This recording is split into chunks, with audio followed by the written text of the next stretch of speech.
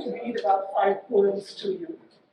And I come from many places, but one of the places I come from is that utterly lunatic city of Bombay, also called Mumbai, also called Bombay.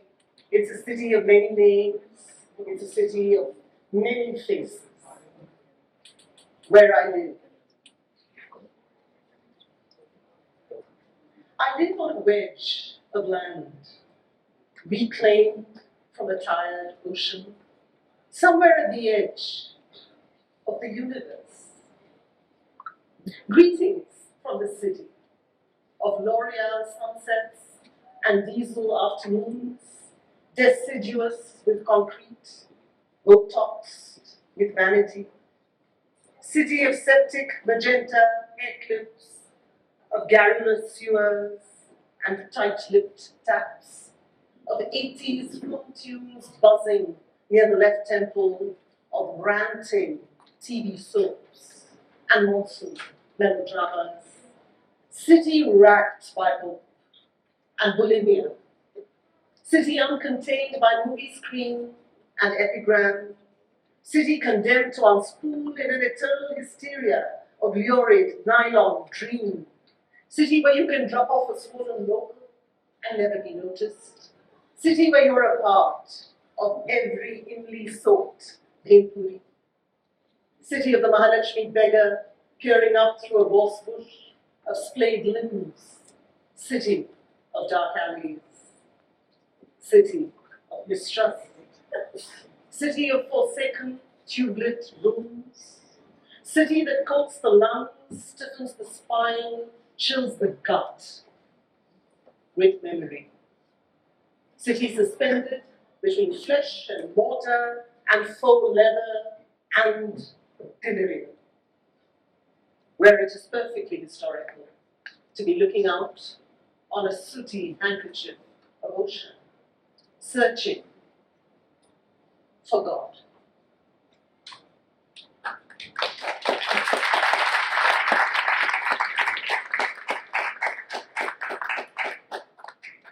Maybe it's because I live in a subcontinent that's always reminding itself of its ancient past.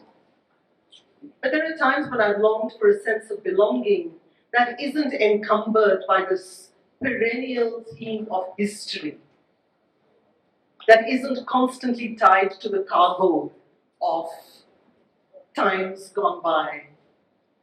Home. Give me a home that isn't mine, where I can slip in and out of rooms without a trace, never worrying about the plumbing, the color of the curtains, the cacophony of books by the bedside. A home that I can wear lightly, where the rooms aren't clogged with yesterday's conversations, where the self doesn't bloat to fill in the crevices. A home like this body, so alien when I try to belong, so hospitable when I decide I'm just visiting. And with that, a particularly ironic poem about traveling on a peak hour Mumbai local. I don't know how many of you have been to the city of Bombay. Only 5? You are not a very well-traveled lot. Come on, only 7? There have to be more. All right, for those of you who haven't done it, that's a trip to make. Okay, I'm glad to see that. That's a trip to make only because it is in fact a truly impossible city. A beloved city and an utterly impossible city all at once. This is about the matchless experience of traveling on a peak hour Bombay local. 5:46 Andheri local. In the women's compartment of a Bombay local, we search for no personal epiphanies. Like metal licked by acetylene, we are welded. Dreams, disasters, germs, destinies, flesh and organza, odors and ovaries, a thousand-limbed, million-tongued, multi-spoused Kali on wheels. When I descend, I could choose to dice carrots or a lover. I postpone the latter. Okay, I'm not always nasty, and I promise to read you some gentler poems, but for now I'm tempted to move on to one more rage poem, if I may. May I? Yes. All right, so there is a particular kind of energy in reading a rage poem, and this particular poem is one that I enjoy reading at universities, only because I think many of us are grappling with certain concepts relating to identity politics. And this particular poem is a rant of a poem against all those voices that give us dogmatic recipes and formulae for belonging. Those that tell us how to belong to a particular gender, those that tell us how to belong to a particular caste, or culture, or country, or even those that tell us how to be modern, how to be postmodern, how to be traditional. All those voices that give us dogmatic answers. It's addressed to all of them, even though the title suggests that it is addressed to just one person. That person becomes a metaphor for all these voices. To the Welsh critic who doesn't find me identifiably Indian. You believe you know me, wide-eyed, English type, from a sun-scalded colony, reading my Keats, or is it yours? While my country detonates on your television screen, you imagine you've cracked my deepest fantasy. Oh, to be in an Edwardian vicarage, living out my Dharma with every sip of dandelion tea and dreams of the weekend jumble sale. You may have a point. I know nothing about silly mid-ops. I stammer through my Tamil, and I long for a nirvana that is hermetic, odor-free, bottled in Switzerland, money back guaranteed. This business about language, how much of it is mine, how much yours, how much from the mind, how much from the gut, how much too little, how much too much, how much from the salon, how much from the slum, how I say verisimilitude, how I say brahadaranyaka, how I say baraparam. It's all yours to measure. The pathology of my breath, the halitosis of gender, my homogenized plosives about as rustic as a mouth-freshened global village, arbiter of identity. Remake me as you will. Write me a new alphabet of danger, a new patois to match the chola bronze of my skin. Teach me how to come of age in a literature you've bark scratched into scripture. Smear my consonants with cow dung and turmeric and godhuli. Pity me sweating rancid on the other side of the counter. Stamp my papers. Teach me how to belong the way you do on every page of world history. Winter, Delhi, 1997. My grandparents, in January, on a garden swing, discuss old friends from Rangoon, chrysanthemums, the parliamentary session, and electricity bill. In the shadows, I eavesdrop. Eighth grandchild, peripheral, half forgotten, enveloped carelessly by the great winter shawl of their affection. Our dissensions are ceremonial. I growl obligingly when he speaks of a Hindu nation. He waves a dismissive hand when I threaten romance with a Pakistani cricketer. But there is more that connects us than speech flavored with the tartness of old curd that links me fleetingly to her, and a blurry outline of nose that links me to him. And there is more that connects us than their daughter, who birthed me. I ask for no more. Irreplaceable, I belong here, like I never will again. My credentials never in question. My tertiary nook in a gnarled family tree, non-negotiable. And we both know they will never need me as much as I them. The inequality is comforting. Thank you. A series of sounds that can create metaphors in your heads. And as I'm a performance poet, and tomorrow's session will be full of performances. Today I will be presenting a few poems. I will also read some of the translations.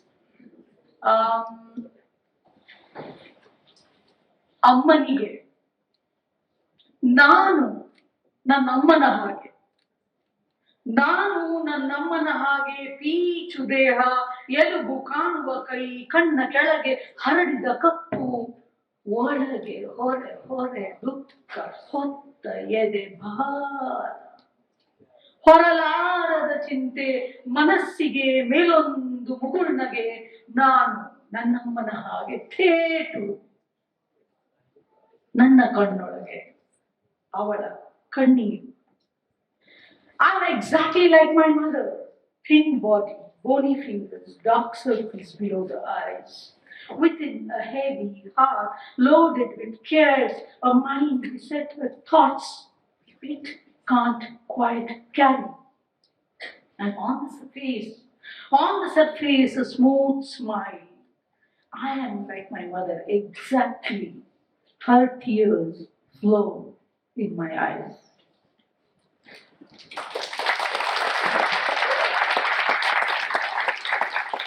I have a series of poems on rain. I will read two of them now. Mudlu Kannada, Amen translation. Made. ಮುಸು ಮುಸು ಅಳುವ ಮನಸ್ಸಿನ ಹಾಗೆ ನಿಂತು ನಿಂತು ಬಿಕ್ಕುವ ಮಳೆ ದುಗುಡ ದುಂಬಾನದಾಲಿ ಕಲ್ಲು ಬೋರ್ಗರೆವ ಮಳೆ ದುಃಖ ದುಃಖ ಉಮ್ಮಳಿಸಿ ಸೋ ಅಂತ ಸುರಿವ ಸೋನೆ ಮಳೆ ಹರಿದ ಚಿಂದಿ ಮನಸ್ಸಿಗೆ ಸೂಜಿದಾರದೆಳೆ ಮಳೆ ನನ್ನ ಹಾಡಿನ ಜಾಡು ಚಡಿಮಳೆ ಪದ ಪದ ಸಾಲುಗಳು ಪದ ಪದ ಪದ ಮಳೆಯಾಗಿ ಸುರಿದು ಹಾಡು ಹರಿದು ಊರೆಲ್ಲ ತೊಯ್ದು ಮಕ್ಕಳು ಮಳೆಯಲ್ಲಿ ಮಳೆಯಾಗಿ ಹುಡುಕುತ್ತಾರೆ ನನ್ನ ತೊಪ್ಪೆ ತೊಯ್ದು ನೀರಲ್ಲಿ ನೆನೆಸುತ್ತಾರೆ ನನ್ನ ಹಾಡನ್ನ ಅವರ ತುಟಿ ಮೇಲೆ ಹಸಿ ಹಸಿ ನಗುತ್ತದೆ ನಾ ಬರೆದ ಸಾಲು ಮತ್ತೆ ಮಳೆ ಹನಿ ಹನಿ ಸುರಿವ ಅಕ್ಷರಗಳ ಹಾಗೆ ಎಳೆಯಾಗಿ ಸುರಿದು ಹರಿಯುತ್ತದೆ ಹಾಡು rain sob the rain sobs like the sobbing depressed mind sob by sob it rains downpour like hailstones bursting despair and pouring grief knitting the torn sleeves of mind my song roots in the rain that has no end a poem and unbroken thread of words and words pours the rain flows the song wet everywhere. Children in rain, rainy children, search for me, drenched completely, soaked into my songs, wet smiles on the lips. The lines that I wrote, rain again, flow again, drop by drop, word by word, threaded through the song flows. The card, the bedsheet, a perfect square. The book, the table, the chair, the stream of thoughts, everything is within this square barrier. the door, roof, wall, the roundness of the earth science suspect. If, if words jump out, if words jump out, leave the page, escape the meaning barrier, then unbound liquids converse, space stretched endlessly. So much of space lies within S P A C E. Vishab, La.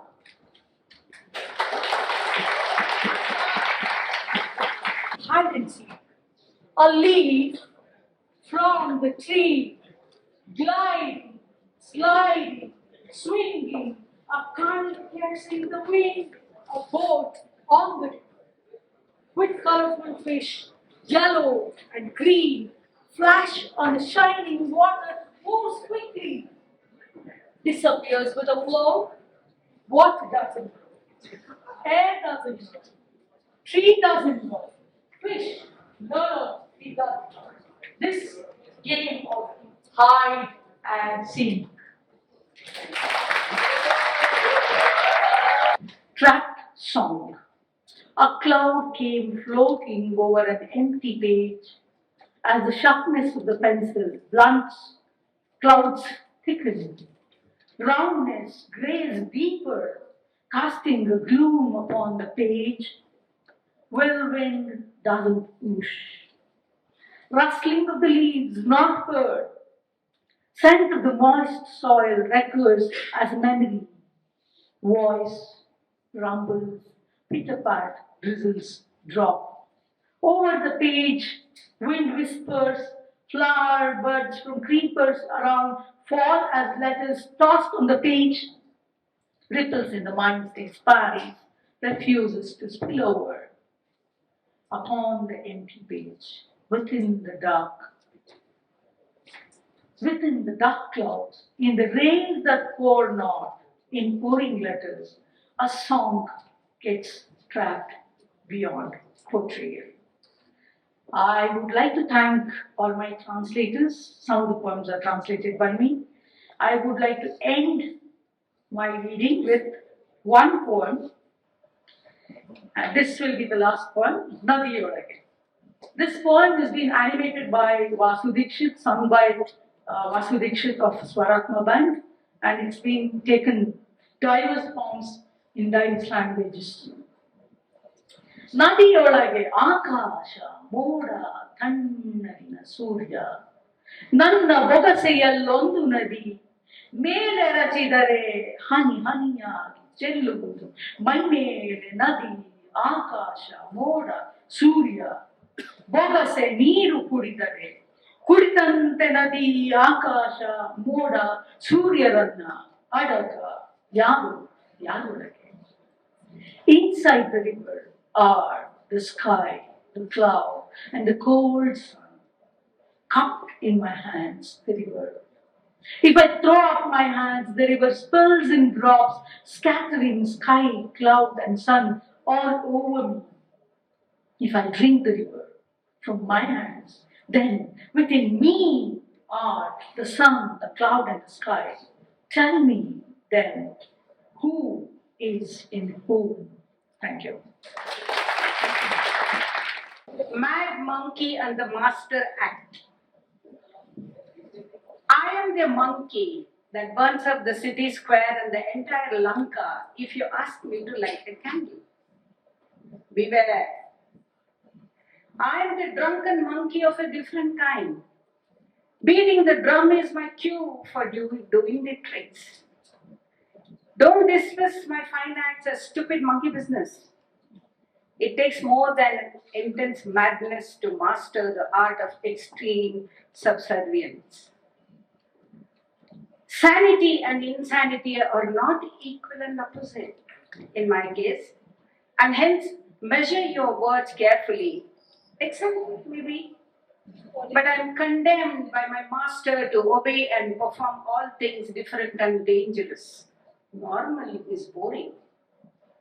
The monster is at the doorstep already, already a foot inside the threshold, and hand me the rope, will you? No need a magic wand, the rope will do. Then there was this breaking down phase created just for my convenience. Split it vertically, I was told, and I struck till the axe hit the bottom, and the country fell apart in two halves. Don't underestimate the power of a mad monkey at his creative best. Do not attempt to read me through my acts. Keep it for your Picasso or Modigliani or any other name near home. I do not follow the laws of your land. I am a superhero, a god, and a sticker on the car. I go where others fear to enter, and I can drag out anybody by the hair onto the street, strip and lynch and get away with it. I am licensed to utter absolute nonsense, my privilege actually. Nothing is wrong with my brain. Stop analyzing it. If anything, fear my creative insanity and wait for my next move. Dread, get used to it. And did you say a method in madness? Thank you.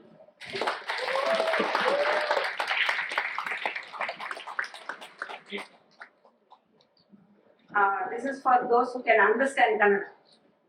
You know Bipasha Basu?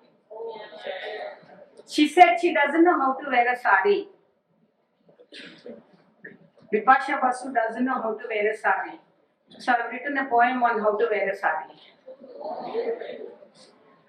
ನನಗಿನ್ನೂ ಸೀರೆ ಉಡಲು ಬರಲ್ಲ ಬಿಪಾಶಾ ಬಸು. ಸೀರೆ ಉಡುವುದು ಬಹಳ ಕಷ್ಟ ಕಣ್ರಿ. ಯಾರ್ದಾದ್ರೂ ಸಹಾಯ ಬೇಕೇ ಬೇಕು ಅನ್ನಬೇಡಿ. ಅದೇನು ಮಹಾವಿದ್ಯೆ ಅಲ್ಲ, ಕಲಿಯುವುದು ಕಷ್ಟವಲ್ಲ. ಮೊದಲು ಸೀರೆ ಬಳಸಲು ದೇಹ ಹೊಂದಿರಬೇಕು, ಅದು ಅಳತೆಗೆ ತಕ್ಕದ್ದಾಗಿರಬೇಕು. ವರ್ಣನೆಯ ಬಟ್ಟನಡು, ತೋರಮೊಲೆ, ಘನಜಂಗೆ, ಬಾಳೆದಿಂಡಿನ ತೊಡೆ, ನೀಳ ಕಾಲು, ನಿರಿಗೆ ಎಡೆಯಿಂದ ಇಣುಕುವ ಚಿಗುರು ಪಾದಗಳಿದ್ದರೆ ಸಾಕು. ಈಗ ಯಾವ ಮಾದರಿ ಎಂದು ನಿರ್ಧರಿಸಬೇಕು. ನೇರವೋ, ಗೊಬ್ಬೆಸರವೋ, ಕೊಳವರದೋ, ಬ್ರಾಹ್ಮಣರ ನಾಜೂಕಿನ ಕತ್ರಿ ಕಚ್ಚೆಯೋ, ಶೂದ್ರರ ಸುಮ್ಮನೆ ಸುತ್ತಿಕೊಂಡು ಬರೆಯುವುದೋ? ಇನ್ನು ಸೀರೆ ಯಾವುದೆನ್ನುವ ತೀರ್ಮಾನ ಅದು ಬೇರೆಯೇ ಶಾಖೆ. ಅಮ್ಮನ ಹಳೆಯ ಮೃದು ರೇಷ್ಮೆ, ಅಪ್ಪ ತಂದ ಕೈಮಗ್ಗದ ಗಡಸು, ಅಣ್ಣ ಕೊಟ್ಟ ಮೊದಲ ಪಾಲಿಯೆಸ್ಟರ್, ತಾನೇ ಕೊಂಡ ಡಿಸೈನರ್ ಮೊದಲ ಪ್ರಣಯದ ಮುತ್ತಿನ ನವಿಲು ಶಿಫಾನ್. ತೊಡಗುವುದು ಈಗ ಕಲಿಕಾ ಪ್ರಯೋಗ.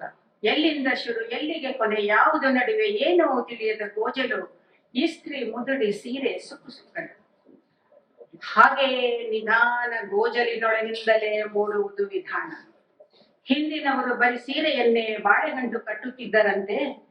ಈಗ ಗುಟ್ಟಿರುವುದು ಒಳಲಂಗದ ಭದ್ರ ಕಟ್ಟಿನಲ್ಲಿ, ಅದರಲ್ಲಿ ಒಂದು ತುದಿ ಸಿಕ್ಕಿಸಿ ಜಾರದಂತೆ ಹಿಡಿದು ಕೂಡಿಸುವುದರಲ್ಲಿ. ಉಳಿದ ಮಾರನ್ನು ಎಳೆದೆಳೆದು ಸರಸರನೆ ನಿರಿಗೆ ಮಾಡುವುದು. 6 ಆದರೆ 6, 8 ಆದರೆ 8, 10 ಬಂದರೆ ಚಿಮ್ಮಿ ನಡೆಯಲು ಸೊಗಸು. ಸೆರಗಿಗೆಷ್ಟು ಬಿಡಬೇಕು ಎನ್ನುವುದು ಅವರವರ ಭಾವಭಕ್ತಿಗೆ. ಅದು ಹಾಸಲೋ, ಹೊದಿಯಲೋ, ಅಥವಾ ತಲೆ ಮೇಲೇರಿ ಬಂದು ಸೊಂಟಕ್ಕೆ ಬಿಗಿಯಲು. ಇನ್ನು ರವಿಗೆಯ ಪ್ರಸಂಗ ಇನ್ನು ಘೋರ, ಹೇಳಬಹುದೇ ಅದರ ನರಕ. ಮೊದಲ ಸಲ ಧರಿಸುವಾಗ ಅದೇ ನಿರಿಸಿ ಮುರಿಸು. ಯಾರು ಕಂಡು ಹಿಡಿದರು ಗೆಳತಿ? ಇದೇನಿದು ಕವಚ, ಕಂಚುಕ, ಕಟ್ಟಿಡುವ ತವಕ, ಬಿಟ್ಟರೆ ಕುಹಕ, ಎಷ್ಟು ಬದಲಿಸಬೇಕೆ ಋತುಮಾನದ ತರ, ತುಟ್ಟು ತೊಡಲಾಗದ ವ್ಯರ್ಥ. ಈಗ ನಡು ಬಳಸಿ ಮಿರಿಗೆ ಕೂತ ಮೇಲೆ ಸುತ್ತಿ ಬರಲಿ ಸೆರಗು. ಹಗುರಾಗಿ ಎದೆ ಮೇಲೆ ವಿರಮಿಸಲಿ ಏರಿಳಿತದ ನಾದಕ್ಕೆ ತೊನೆಯುತ್ತ. ಉಸಿರಾಡಲಿ ಮೆಲ್ಲನೆ ಜಾರಿದರೆ ಹಾಗೆಯೇ ಮೇಲೆಳೆದು ಕೂರಿಸಲಿ ಬೆರಳುಗಳು. ಕೆಲವರದು ಪಿನ್ನಿನ ಯುದ್ಧ. ಗೆದ್ದ ನಗುವಲ್ಲಿ ಬೇಗುತ್ತಾರೆ, ಅಷ್ಟು ಕಲಿತ ಮೇಲೆ ಇನ್ನು ಚಿಂತೆಯಿಂದ. ಈಗ ಎದುರಿಸಬಹುದು ಜಗತ್ತು, ನಡಿಗೆಯಲ್ಲಿ ಚಿಮ್ಮುವ ನಿರಿಗೆಯ ಗತ್ತು. ದಮ್ಮಿದ್ದರೆ ಬನ್ನಿ ಎನ್ನುವ ತಾಕತ್ತು. ಸೀರೆ ಏನು ಮಹಾ, ಅದು ನನ್ನ ಕೈ ಚಳಕದ ಶಿಸ್ತು. ಈಗ ಉಡುವುದು ಸುಲಿದು ಬಿಸಾಡುವುದು ಕ್ಷಣ ಮಾತ್ರದ ಕಸರತ್ತು. ಈಗದು ಬರೀ ಸೀರೆಯಲ್ಲ, ಎಲ್ಲ ಓರೆಕೋರೆಗಳ ಮುಚ್ಚುವ ಬ್ಯಾಂಡೇಜು. ಹಗರಣಗಳ ತಡೆಯುವ, ಪ್ರಕರಣಗಳ ನಡೆಸುವ ದೌಲತ್ತು. ತೀಟೆ ತೀರಿಸುವ ಅಥವಾ ತಳ್ಳಿ ಹಾಕುವ 6 ಗಜದ ಕರಾಮತ್ತು. ಒಳಗಿನ ಗಾಯಗಳ ಹೊರತೋರದ ಅನುಸಂಧಾನದ ಕಲೆ ಇದ್ದರಾಯಿತು. ಸೀರೆಗೂ ನೀರೆಗೂ ಅಂಟಿದ ನಂಟಿನ ಕೊನೆಯ ಬಲ್ಲವರಾರು ಕಾಮಾಕ್ಷಿ. ತೊಟ್ಟರೆ ತೊಡಬಹುದು ಅವಳು pant, shirt, kameez, ಸಲ್ವಾರು, skirt, gown, ಇನ್ನು ಹೆಸರಿಲ್ಲದ 108 ದಿರಿಸು. ಬಿಟ್ಟರೆ ಬಿಡು ಎನ್ನಲಾಗದು, ಹೆಣ್ಣು ಬತ್ತಲಾದರೆ ಪ್ರಳಯ. ಸಾಮ್ರಾಜ್ಯಗಳು ಗುರುಳಿ, ಕದನಗಳು ನಡೆದು, ಸಂಸ್ಕೃತಿ ಒಕ್ಕಲೆದ್ದು, ಓಟಕ್ಕಿತ್ತು, ಬಾಯಿಗಳು ಬೈದು ಹರಿದು, ಮನಸ್ಸುಗಳು ರೋಸಿ ಮೂಕವಾಗಿ 6 ಗಜ 36 ತುಂಡುಗಳಾಗಿ ಪಟಪಟನೆ ಬಳಿದು ಗಾಳಿಗೆ ಹೇಗೆ ತೊನೆಯುತ್ತಾರೆ. ಮೈಮನಗಳ ತೇಲಿ ಬಿಟ್ಟು ತೊಡೆಗಳ ಪ್ರದರ್ಶನಕ್ಕಿಟ್ಟು ಐಟಂ ಹುಡುಗಿಯರು. ಬತ್ತಲಾದವರೆಲ್ಲ ಸೂಳೆಯರಲ್ಲ, ಸೀರೆಯುಟ್ಟವರೆಲ್ಲ ಗರತಿಯರಲ್ಲ. ಮರೆಯಲಾಗಿದೆ ವಸ್ತ್ರಾಪಹರಣದ ಕತೆ, ಗೋಪಿಕಾಸ್ತ್ರೀಯರ ಬಟ್ಟೆ ಕದ್ದವ್ಯತೆ. ಇದು ನನ್ನ ದೇಹ, ನನ್ನ ದಾಹ, ಮುಚ್ಚುವುದು ಬಿಚ್ಚುವುದು ನನ್ನ ತೀಟೆ. ಸೀರೆಯೊಳಗಿನ ಸುಳಿ ಕೊಂಡೊಯ್ಯುವುದು ಕಾಣದ ಕಡೆಗೆ. ಆಗಬೇಕೆ ನಾನು ಬಿಟ್ಟೆ, ಎಚ್ಚರಿಕೆ ವಿಪಾಶ, ಇದು ಭಾಷ.1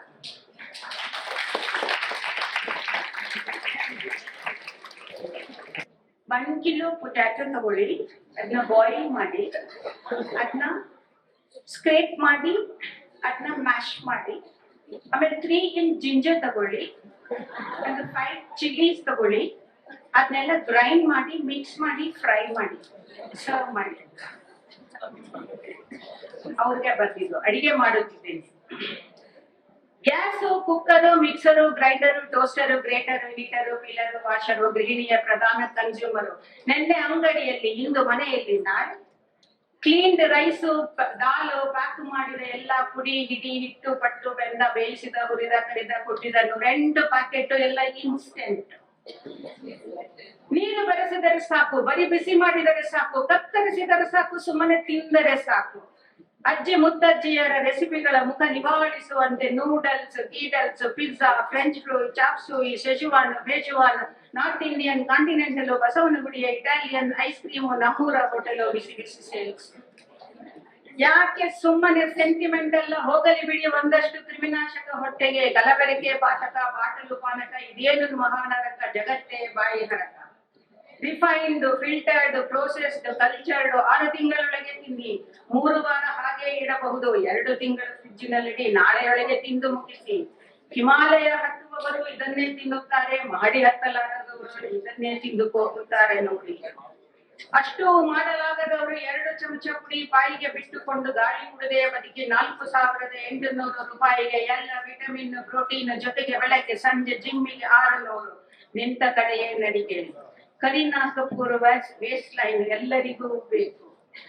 doctor, engineer, artist, scientist, journalist, latest model, ಟಿವಿಯಲ್ಲಿ ಹಾಟ್ ಫೇವರೇಟ್ ಹಿಟ್. ಮತ್ ಯಾಕೆ ಪಡ್ಕೊಳ್ತಾರೋ ಏನೋ. ಸಾಯಲು ಪುರುಸತ್ತಿಲ್ಲದ ಇವತ್ತು ಬೆಳಗಾಗೆದು ಅಡಿಗೆ ಮಾಡುತ್ತಿದ್ದೇನೆ. ಸುಡುಗಾಡಿ ಯಾವುದೋ ಹಬ್ಬವಂತೆ ಏನೋ ಮಾಡಬೇಕು. ಅಡಿಗೆ ಮಾಡುತ್ತಿದ್ದೇನೆ 2. ಅಡಿಗೆ ಮಾಡುವುದೆಂದರೆ ಬಹಳ ಇಷ್ಟ ನನಗೆ. ಹೊರದಾರಿ ಅದು ನನ್ನೆಲ್ಲ ಆಕ್ರೋಶಗಳಿಗೆ. ತೊಳೆದು, ಸಿಪ್ಪೆ ಸುಲಿದು, ಕತ್ತರಿಸಿ, ಜಜ್ಜಿ, ಕುಟ್ಟಿ, ಹುರಿದು, ಅರಿದು, ರುಬ್ಬಿ, ನುರಿದು, ಬಾಡಿಸಿ, ಬೇಯಿಸಿ, ಹಿಚುಕಿ, ಮಸೆದು, ಕೊಚ್ಚಿ, ಕಲಸಿ, ಗಸಗಸನೆ ಕಡೆದು ಎತ್ತಿ ಹಾಕಿದಿರ ತಟ್ಟೆಗೆ. ಇಲ್ಲ ರುಚಿ ರುಚಿ ಅಂತ ತಿನ್ನುತ್ತಾರೆ.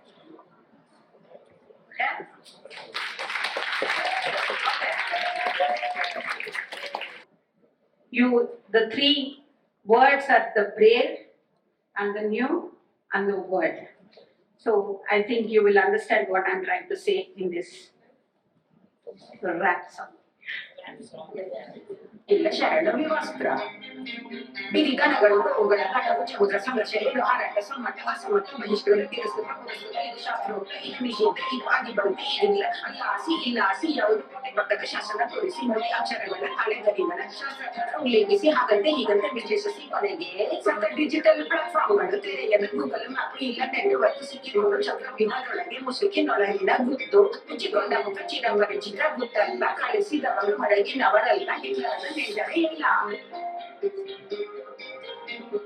ಕಲೆ ಕಲಾವಿದ ಒಂದೇ, ಪುಡಾರಿ ಕುತಂತ್ರ ಒಂದೇ, ಜೋಡೆತಿಗಳು ಕಷ್ಟಪಟ್ಟು ಇಷ್ಟಪಟ್ಟು ನಗದಿ ಸಿಕ್ಕಿಕೊಂಡು ಎದ್ದು ಏಳಿಗೆ ಕೊಡಲಿಗೆ ದಿಕ್ಕೆಟ್ಟು ಹೆಜ್ಜೆ ಇಟ್ಟಲೆಲ್ಲ ಜೋಡೆತ್ತು ಕೆಟ್ಟು ಹೊಲ ಕಣ್ಣಿರಿಟ್ಟು ಮುಸುಕು ದಾರಿಗಳ ದಂಡಪಣಿಗಳ ಸುತ್ತಿಗೆ ಸರಪಳಿಗಳ ಮುಟುಕಾಲುಗಳ ಲಾಠಿಯೇಟುಗಳ ಅಶ್ವನೀಲಗಳ ಶತ್ರುಷಗಳ ಆರಕ್ಷಕ ಅನುದ್ರೋಹಿಗಳ ದೇಶಭ್ರಷ್ಟರ ಮನದಿ ಮಕ್ಕಳ ತೊರೆದವರ ತಾಯಂದಿರ ಮರೆತವರ ಬಾಂಬೆನು ಸಿಪಾಯಿಗಳ ಸಿಡಿಸಿದವರ ರೈಲಿಗೆ ಬೆಂಕಿಟ್ಟಿದ್ದವರ ಮಕ್ಕಳಿಗೆ ವಿಷ ಕೊಂಡವರ ಅಧಿಕಾರದ ಮನಸ್ಸನ್ನು ಮತ್ಸರದ ಹಠ ತೊಟ್ಟವರ ಅದರಂತೆ ಮಡಿದು ಸದ್ಯಕ್ಕೆ ವಿಮುಖರಾಗಿ ಬೀದಿಗಿಳಿದವರ ಕಡೆಗಳಿಸಿ ಮುಟು ನೆತ್ತುವವರ ತಲೆಸವರಿ ಮೇಯುವುದೇ ಕಾಯಕವರ ಪೋಸ್ಟರ್ ಬಾಯಿಗಳ ಉದ್ದ ಕತ್ತಿಗಳ ನೀಲ ರಾತ್ರಿ ಮುರಿದ ಗಾಜುಗಳ ರಾತ್ರಿ ಕುಡಿದವರ ಕೊಂದ ರಾತ್ರಿ ಗೋಮಾಂಸ ತಿಂದವರ ಸುಟ್ಟ ರಾತ್ರಿ ಸಲಿಂಗಿಗಳ ಸಾಯಿಸಿದ ರಾತ್ರಿ ಪವಿತ್ರರತ್ತ ಕಾಪಾಡಿದ ರಾತ್ರಿ ಅನ್ಯಮತಿಯರ ರುಂಡ ಚೆಂಡಾಡಿದ ರಾತ್ರಿ ಪ್ರಯೋಗಕ್ಕೆ ಬಲಿ ಪಶುಗಳ ಕತ್ತರಿಸಿದ ರಾತ್ರಿ ಹೆಣ್ಣುಗಳ ಹರಣ ಮಾಡಿದ ರಾತ್ರಿ ಗಂಡುಗಳ ಧಾರಣ ಮಾಡಿದ ರಾತ್ರಿ ಕಂಜಗಳ ಬಲೆಯಂತ ಕಟ್ಟಿದ ರಾತ್ರಿ ಕೊನೆಯ ಪರಿಹಾರದ ರಾತ್ರಿ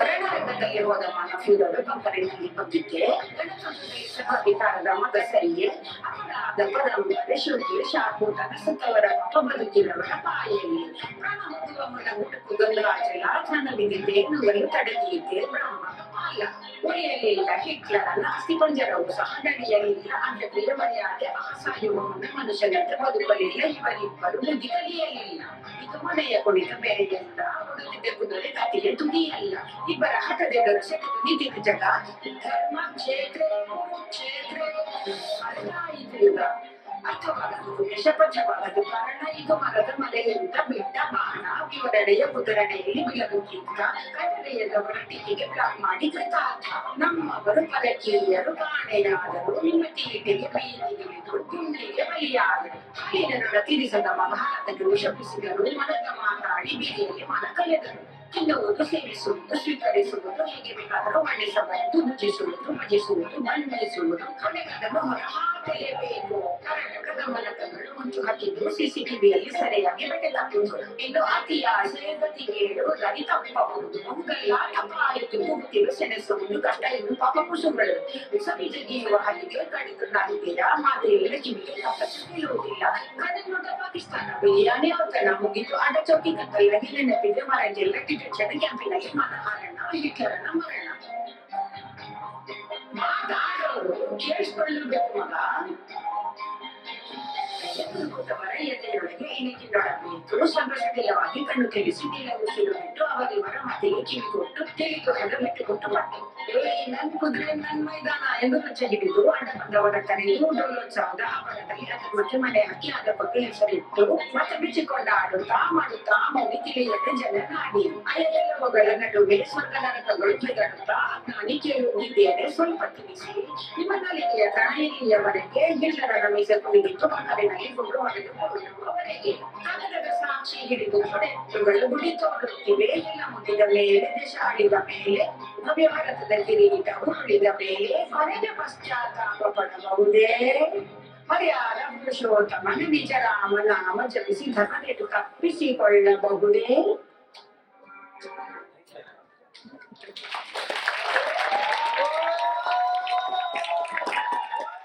So I thought what I'll do is read a poem called Silence. Because a lot of poetry, a lot of humanism, a lot of what we are is about the act of listening. So this is a poem called Silence. It's not polemical at all. It's about a simple act of a flower petal dropping off my friend's head. And it's just so nice to go to Bengal and come to the south to see fresh flowers in people's hair. It's just such a beautiful thing that people have kept it alive here. So this is silence. Silence has its own subtle color. Between each breath pause, heat simmers, latent saliva, tongue entwined bliss. Here and there, errant clouds wait, yearning for rain, desire melting even silence to words.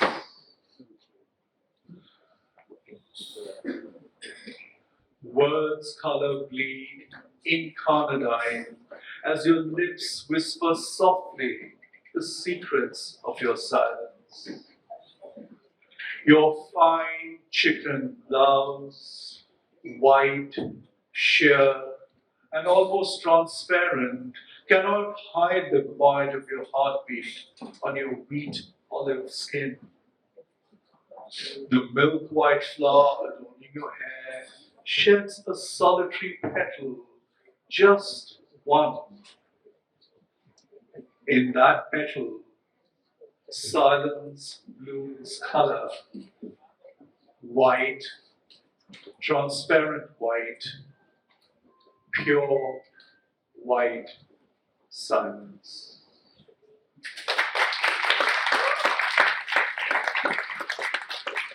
I read from my new book, which is called Anthropocene, which is the sort of age we're living in. It's on climate change and the pandemic. And I was at a session before this, and that was the as anti-climate change setup as we could possibly get. We were in a huge plastic chamber boiling inside. And then to come from there to this fantastically cool place, we're doing lots of things terribly wrong. This is called Disembodied, and this is set in Delhi, my city of birth, which is where I live, but it could be anywhere. And this was written before the pandemic, and you'll see what it is. Disembodied.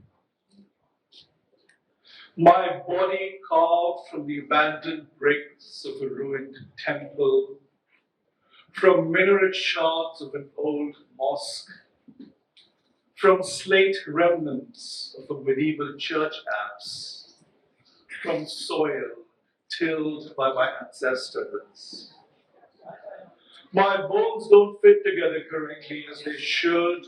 This searing ultraviolet light from Aurora Borealis catches and edge corrects my orientation. Magnetic pulses prove potent. My flesh, sculpted from the fruits of the tropics, blood from coconut water, skin colored by brown bath of Indian tea. My lungs, fueled by Delhi's insidious toxic air, echo asthmatic sounds, a new vinyl dub remix. Our universe, where radiation germinates from human follies, where contamination persists from mistrust, where pleasures of sex are merely a sport, where everything is ambition, everything is desire, everything is nothing, nothing and everything. White light everywhere, but no one can recognize its hue. No one knows that there is color in it, all possible colors. Body worship not for its blessings, but its contour, artificial shape shaped by Nautilus, skin moistened by L'Oreal, and not by season's first heat. Skeleton strength not shaped by earthquakes, or slow molded by fearless forest fires. Ice caps are rapidly melting, too fast to arrest glacial slide. In the near future, there will be no water left, or too much water that is undrinkable, excess water that will drown us all. Disembodied floats afloat like Noah's Ark. No GPS, no pole star navigation, no fossil fuel to burn away, just maps with empty grids and names of places that might exist. Already, there is too much traffic on the road. Unpeopled hollow metal shells without brakes swerve about, directionless, looking for an elusive compass.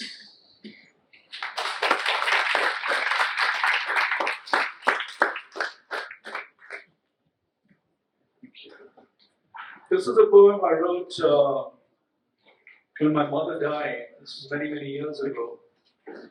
And being the eldest son, you're forced to do a lot of things because rituals demand it to be so.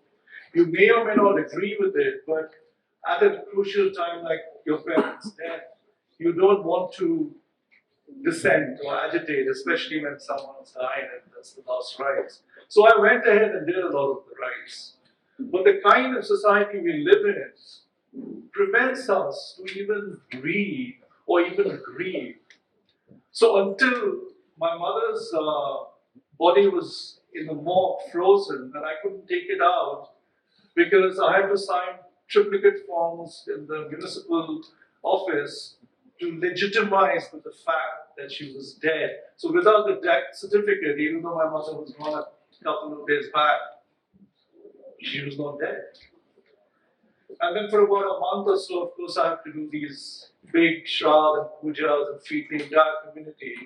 And it took me 2 or 3 months before I got the silent space to even grieve. So society actually very ironically doesn't even allow that. So this is just simply called Ma. As if in a dream, you disappeared unannounced, untimely, and unprepared.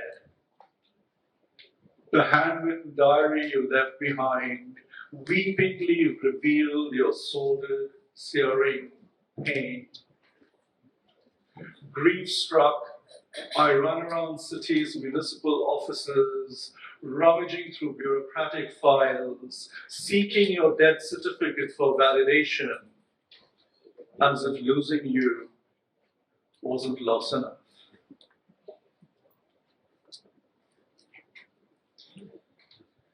This is a short poem called That Is, I.E. And one of the wonderful things that happened, I mean, I know the pandemic was very difficult, the lockdown was very difficult but for me as a writer, I have to ironically say that particular book, Anthropocene This One, was a gift of the pandemic to me because for 2.5 years, we were all in solitary confinement in some way or the other. And this is a short poem, and I sent it to my son, and of course, oh God, Baba, another poem, you know. I mean, it's bad enough dragging him to poetry readings, which can be. But this one, he wrote back saying that, you know, Baba, I actually really like it. I don't have a clue as to what it is, but there's something about it that which I like. And last few years, of course, we've been in Zoom situations with this, you know, multiple 16 by 9 aspect ratio rectangles juggling from one side to the other.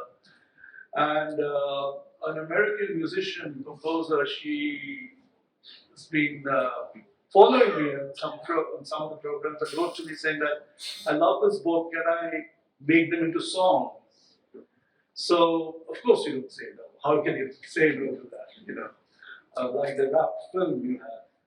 But I just said that whatever you do not destroy the poem. Keep the words intact, and whatever you want to do with it is fine. Because when you write songs, you usually take one line from here, one line from there, and then repeat and go yo and all that stuff. I said, you know, just keep the sanctity of the words intact, that you can do whatever you want. And there's a beautiful poem video on this. You can search it on the YouTube on my channel. And it's simply called That Is. That is because you hear the sound of a lone rustling leaf. You hear the sea. That is because I consider the sea silent. You hear its silence in my studio. That is, and because of that, the silence will not empty the sea of its leaves.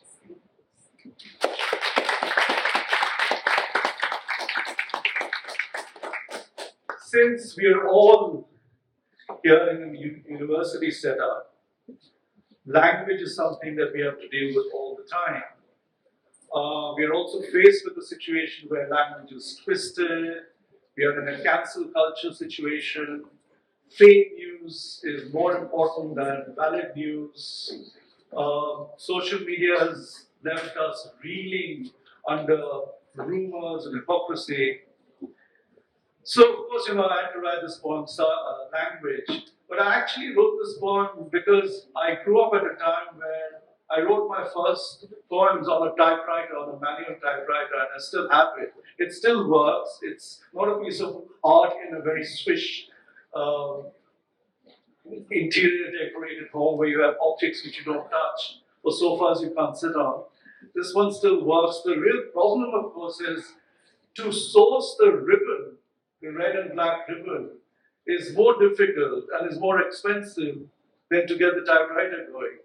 So it's an ode to my little baby, which I used to use and I still use whenever I can. It opens with an epigraph from Italo Calvino, and I quote, "Without translation, I would be limited to the borders of my own country.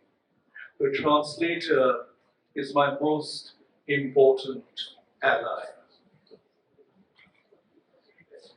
My typewriter is multilingual.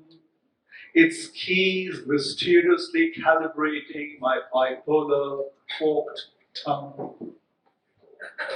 Black, red silk ribbon spools unwind as the carriage moves right to left. In cursive hand, I write left to right. My tongue was born promiscuous, speaking in many languages. My heart spoke another, my head yet another. The translation seamless. Auricles, ventricles pump blood.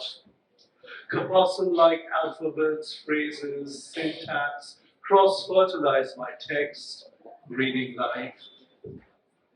Texture enriched, music, cadence spatially enhanced, osmotic, polyglottal, of polygamy, of grammar. Letter forms dance, ligatures pirouette, ascenders, descenders, pitch perfect. Imagination isn't caged in speech. Speech cannot be caged in language.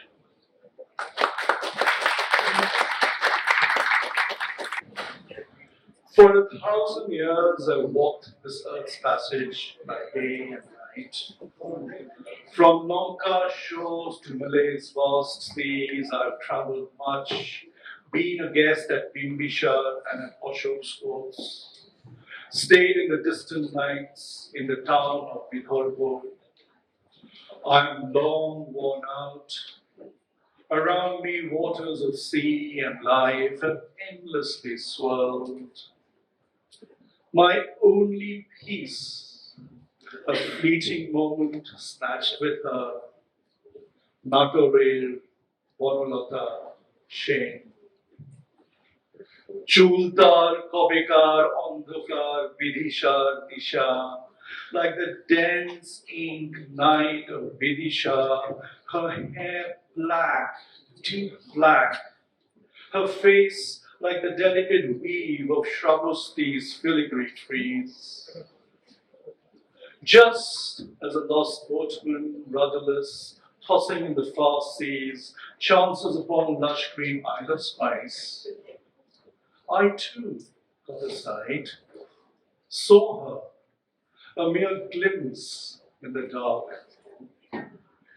Gently raising her eyes like a bird's nest, she whispered, "Where were you all this while?" And there she stands at my dream's end, my own Bonolata Shane. With soft settling hiss of dew, evening closes the day's end. Kites erase from their wings, sun-stained smell of flight. When colors of the earth gently fade, fireflies light up their palette, and old songs find new lyric, old stories new score. Birds return home, so do the rivers, as life strained its give and take ceases, only the dark stays, and just as it remains, so does sitting by my side, face to face, my own Varanota shame.